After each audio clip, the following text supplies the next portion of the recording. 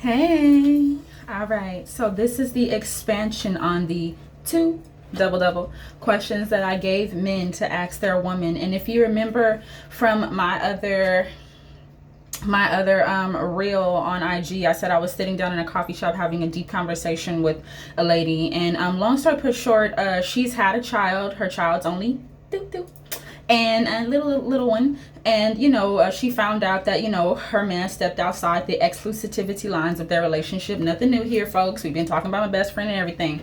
So what I wanted to do was expand on the double questions that I told you guys to ask your significant other, and here is why I'm giving you the expansion. Men, let me tell you this. If you have wronged your significant other in any part of your relationship, whether it be mentally, physically, or emotionally, but particularly, let's also emphasize, if you stepped outside the exclusive lines of your relationship and the person has a child that is 3 years or younger, let me tell you what happens. Within the first 60 days, a woman determines whether she wants to take the higher road and choose to love you for everything you've done correctly. Listen to what I'm saying. She chooses to love you for everything you did right. Or she is going to take the former, which is where she's going to choose to make you pay from that day forward. She's basically going to grab you by the balls, clip them, and keep them for her own possession. And she is going to make you pay by having you feel like you don't do anything right. Nothing that you do is okay. Nothing that you do is enough. You could hang up their coat wrong in the closet, for crying out loud. I don't know. I said put the spoon down wrong in the kitchen because that was a real situation that I witnessed.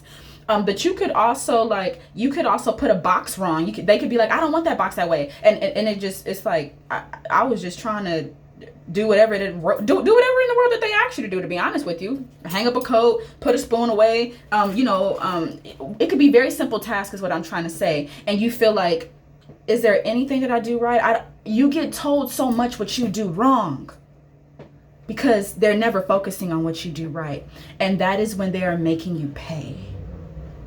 And they're making you pay also by different things, different ways of monopolizing your time. And let me expand on these 4 questions for you real quick. When I said phrase these questions just like this, I want you to phrase these questions if you feel like you have wronged somebody and they're making you pay for the circumstances that you put them through. And here's why. When I say, 1, ask this question just like this. Do not leave this out. Marry these 2 questions together for the life of me. Ask him, do you feel you're able to forgive me without harboring bitterness, anger, and resentment towards me? And do I do anything that is triggering to you? Because let me tell you, men, if you stepped outside the exclusivity lines of your relationship and you did something within between the 1 to 3 years of your child, the child is a trigger. Believe it or not, they love the baby, don't get me wrong. But at the same time, it is a consistent reminder of what the hell you did. That child can be a trigger.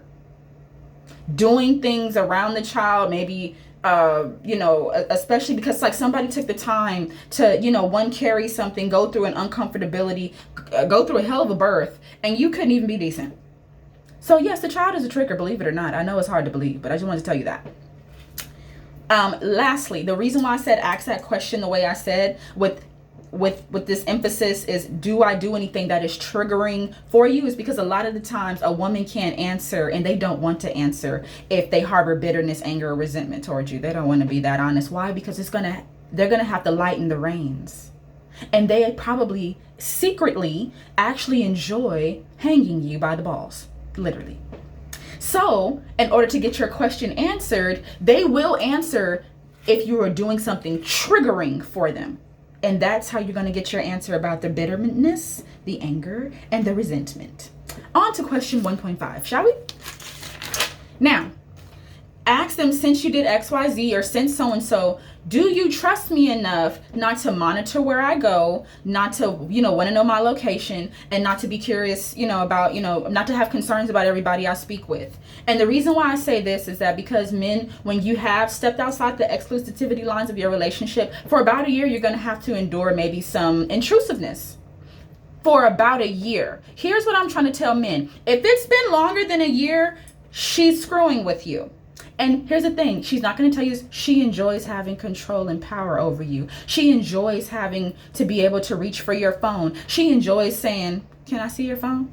She enjoys going through it. She enjoys being able to violate your privacy.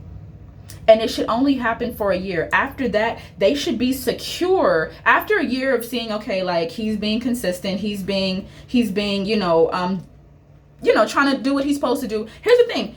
Depending on what kind of man you are, you may not let your woman go through your phone. So I understand that. But if you're like, if this is a level of, something that we need to do in order to rebuild our relationship, I'm willing to do it.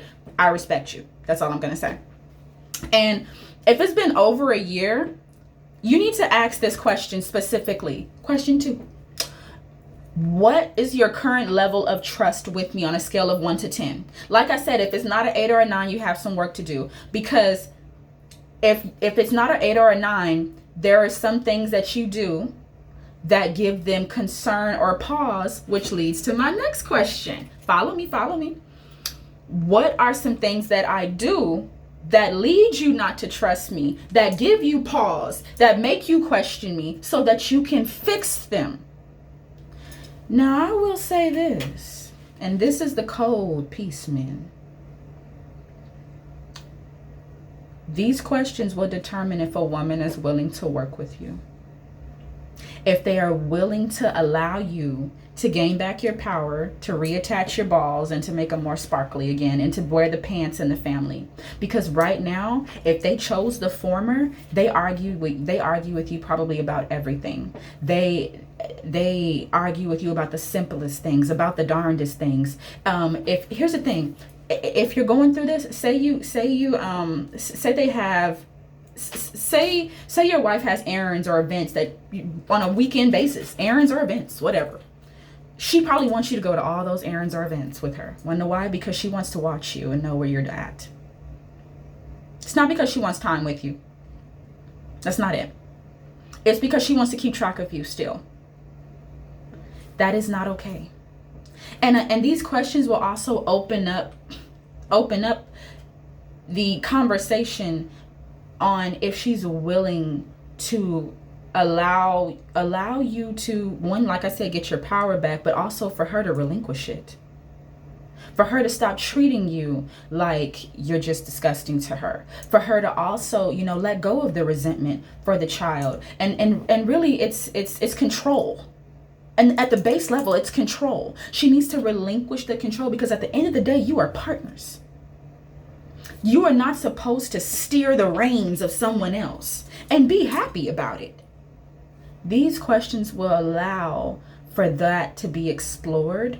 And if you are dealing with somebody that truly wants to loosen the reins and have a partnership, or if they really just want to keep everything that they use to control you, and keep manipulating your time, and keep you under monetization, as I like to say.